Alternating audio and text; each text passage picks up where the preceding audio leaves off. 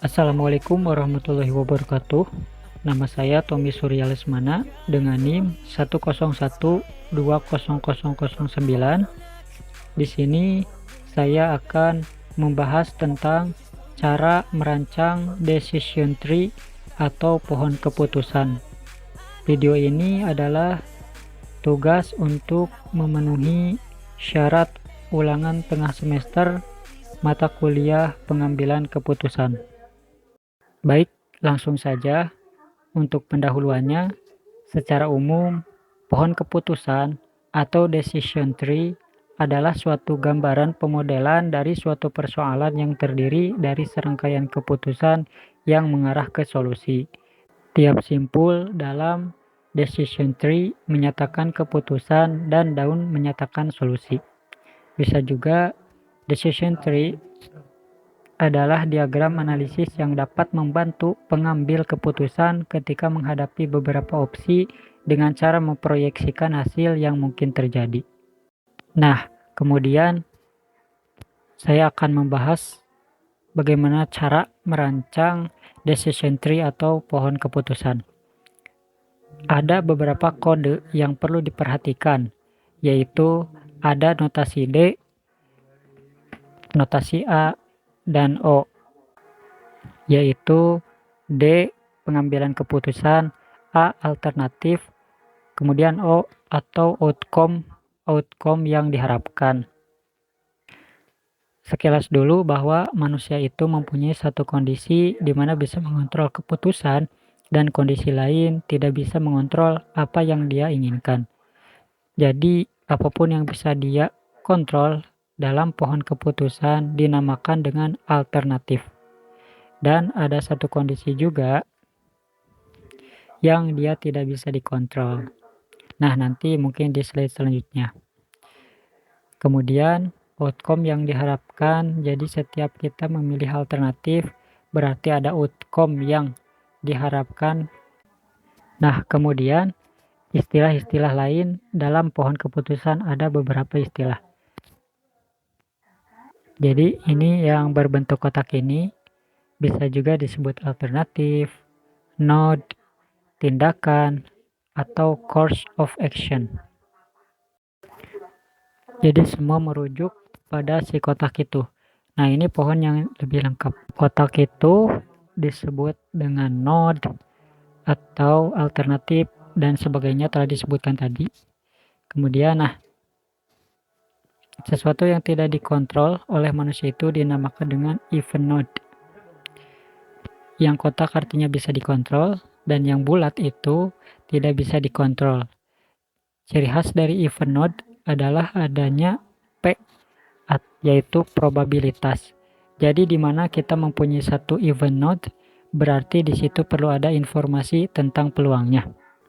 Kemudian ada istilah lainnya yang bisa digunakan ketika mewakili event node atau si bulat itu, yaitu istilah state of nature atau SON. Sama saja. Kemudian outcome itu mempunyai panggilan khusus yang disebut juga payoff atau possible outcome. Selanjutnya, memetakan pohon keputusan. Tapi sebelum itu, perbedaan node dan event node yaitu kalau node itu situasi yang dapat dikontrol atau diputuskan oleh pengambil keputusan. Lalu kemudian untuk event node yaitu situasi yang tidak dapat dikontrol atau diputuskan oleh pengambil keputusan.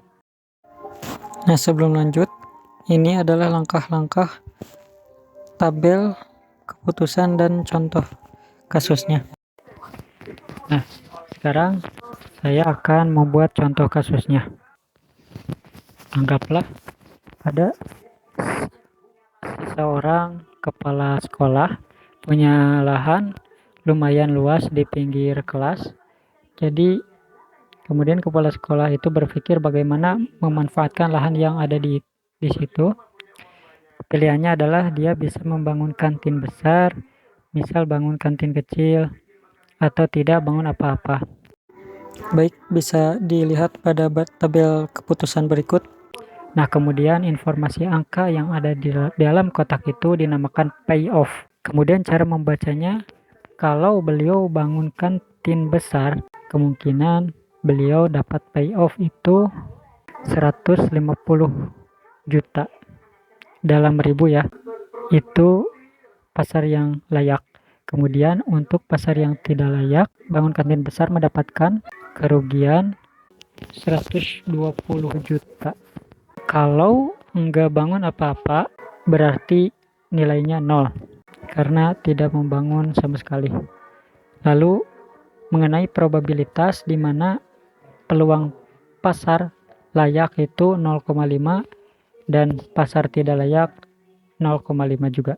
Nah, kemudian yang harus diperhatikan untuk membuat pohon keputusan, membuat node dulu, karena informasi pertamanya adalah alternatif atau tindakan. Jadi buat dulu tindakan. Tadi ada 3 pilihan, bangun kantin besar, atau bangun kantin kecil, atau tidak bangun apa-apa. Kemudian tahap selanjutnya gambar even node. Tadi ada 2 kondisi di mana pasar layak dan tidak layak untuk masing-masing alternatif. Nah, gambarnya seperti ini. Jadi setiap alternatif mempunyai 2 state of nature, pasar layak atau pasar tidak layak. Nah, selanjutnya setelah membuat rancangan pohonnya, masukkan semua informasi yang tersedia diinformasikan ke dalam pohon. Pertama, informasi peluang.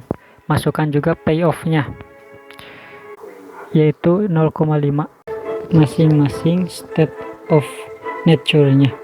Tahap selanjutnya mencari even monetary value atau EMP.